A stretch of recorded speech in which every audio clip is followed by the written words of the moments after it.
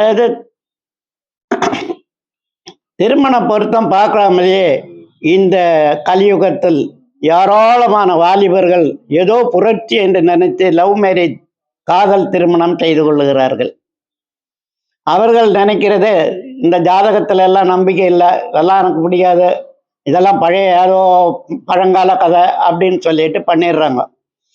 ஆனா உண்மையிலேயே அவங்க காதலிச்சு கல்யாணம் பண்றாங்க. யார் பெரியவங்க சொன்னாலும் கேட்கல, மதிக்கல. ஆனால் ஒண்ணே ஒண்ணு மட்டும் சிந்திக்க வேண்டியிருக்கும். இந்த காதல் திருமணம் பண்ணினவங்க ஆயுள் காலம் பூரா கணவன் மனைவியும் ஒத்து வாழ்றாங்களா? ஒரு 5 வருஷம் 10 வருஷம் கூட வாழ்றாங்க. திடீர்னு ஒரு குழந்தை வளர்ந்த பிறகு இது ஏன் பையன், இது ஏன் பையன் 2 பேரும் சண்டை போடுறாங்க. தன்னுடைய பகனை கூட்டிட்டு அம்மா போயிடுறாங்க. இல்லை வளர்ந்து ஒரு வேலைக்கு போன பிறகு கூட 2 பேரும் கணவன் மனைவி பிரிஞ்சிடுறாங்க. கடைசி காலத்தில் ஒரு கணவன் மனைவி பிரிவினை வரும்போது அவங்களுக்கு வாழ்க்கை தடுமாற்றம் ஏற்படும். ஒன்றோடொன்று உள்ள உறவு இல்லை, இளமையில் உள்ள பாசம் வேறு. கடைசி காலத்தில் வரையும் நீ உனக்கு நான் இல்லை, நினக்கு நீ இல்லை என்று ஒன்றோட சிவபெருமான் சொன்ன மாதிரி நீ என்று நான் இல்லை, நான் என்று நீ இல்லைன்னு வாழணும். கடைசி காலத்துல ஒரு கணவனுக்கு மனைவின்றது அப்போதான் அழகை பார்க்கறது இல்லை, மனைவியினுடைய அழகை பார்க்கறது இல்லை, உதவி மட்டுமே பார்ப்பாங்க.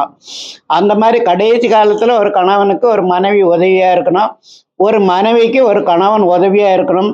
கண்டிப்பா ஒரு மனைவிக்கு உடம்பு சரியில்லைன்னா வேற ஒரு ஆள் வந்து பார்க்க முடியாது. ஒரு கணவனுக்கு உடம்பு சரியில்லைன்னா மனைவி தான் பார்த்தாகணும்.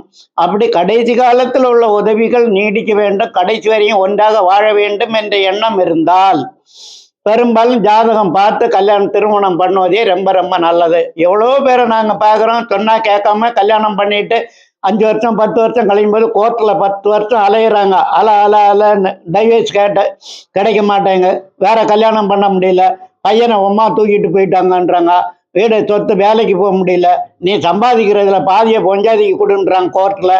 இந்த மாதிரி ஆயிரக்கணக்கான பிரச்சனை. கோர்ட்டுக்கு அலைய வேண்டியது, வாழ்க்கையே சின்ன பின்னம் ஆயிடுது. எந்த விதமான நிரந்தரமான வாழ்க்கையும் வாழ முடியாது. எந்த சிந்தனையும் இல்லாமல் நிறைய பேர் மனசையே பாதித்து போய் மைண்டு தலைக்கே ஒரு ஸ்திர புத்தி இல்லாதது மாதிரி வாழக்கூடிய ஒரு சூழ்நிலை கூட நிறைய பேருக்கு உருவாகிடுது. அதனால இளைஞர்களுக்கு நான் வேண்டுகிறது என்னன்னா, உங்களோட ஒத்து வாழக்கூடிய யோக்கியதையான ஒரு பொண்ணை தேர்ந்தெடுங்கள்.